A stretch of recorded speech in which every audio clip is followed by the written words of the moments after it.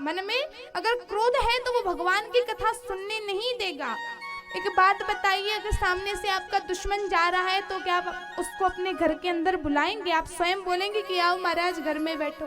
पता है दुश्मन है तो बुरा तो करेगा सही, दुश्मन को भला कौन घर में बैठाता है। वैसे ही काम, क्रोध, लोभ, लालच मनुष्य के दुश्मन होते हैं, पर मनुष्य उनको बहुत अच्छे से अपने मन के अंदर बुला लेता है और वो ना फिर भगवान की भक्ति करने देते हैं, ना कभी अच्छा कर्म करने देते हैं। अगर मन में लालच है तो अरे ये खर्च हो जाएगा, ये हो जाएगा, वो हो जाएगा, तो ना फिर हम भगवान की भक्ति कर पाते हैं, ना हम कुछ कर पाते हैं। इसलिए मन में काम, क्रोध, लोभ आदि नहीं होना चाहिए। जब हम भगवान की कथा में आए, सबसे पहले भागवत महारानी को प्रणाम करें, बीजासेन मैया को प्रणाम करें, तत्पश्चात अपने आसन ग्रहण करें।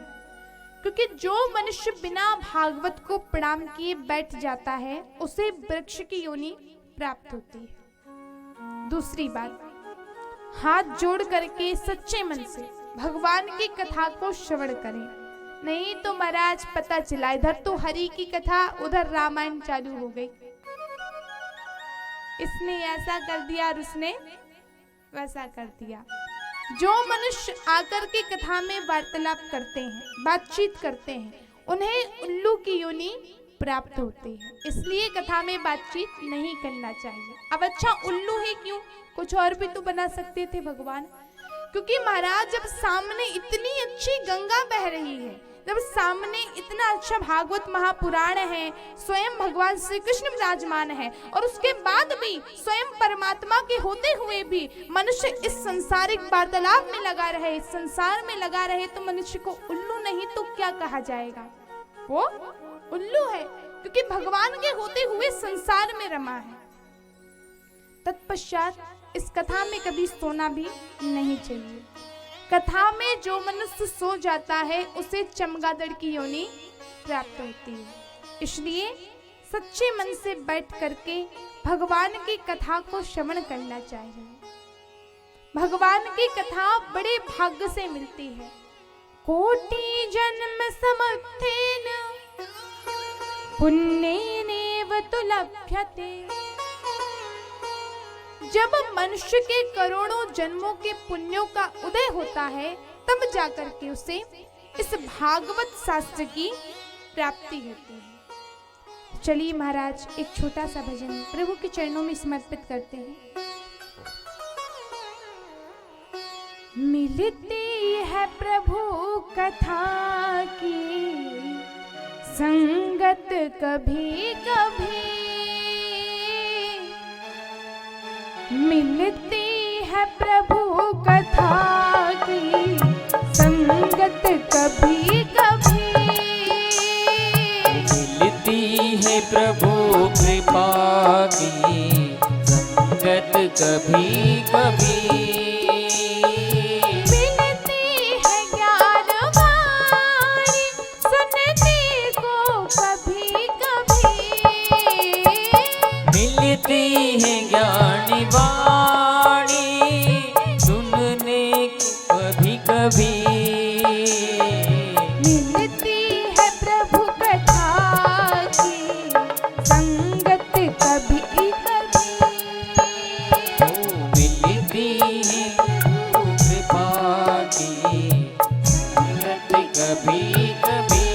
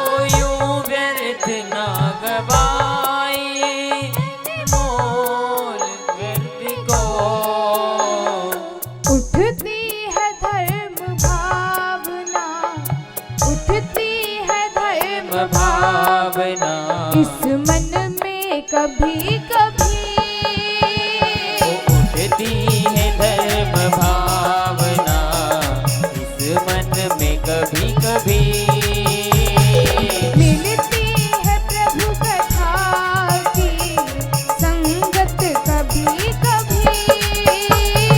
मिलती है कथा से संगत कभी कभी।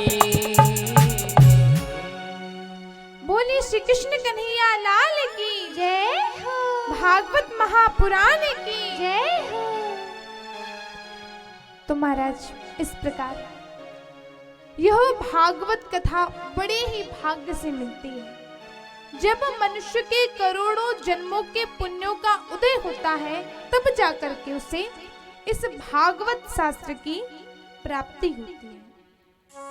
तो चलिए हम इस भागवत कथा में प्रवेश करें। भागवत कथा का सबसे प्रथम श्लोक है, सच्चिदानंद रूपाय विश्वोत्पत्त्यादि हेतवे तापत्र विनाशाय श्री कृष्णाय वयं नमः।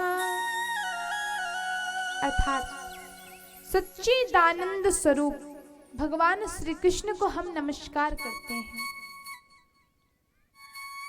भगवान को सच्चिदानंद क्यों कहा जाता है?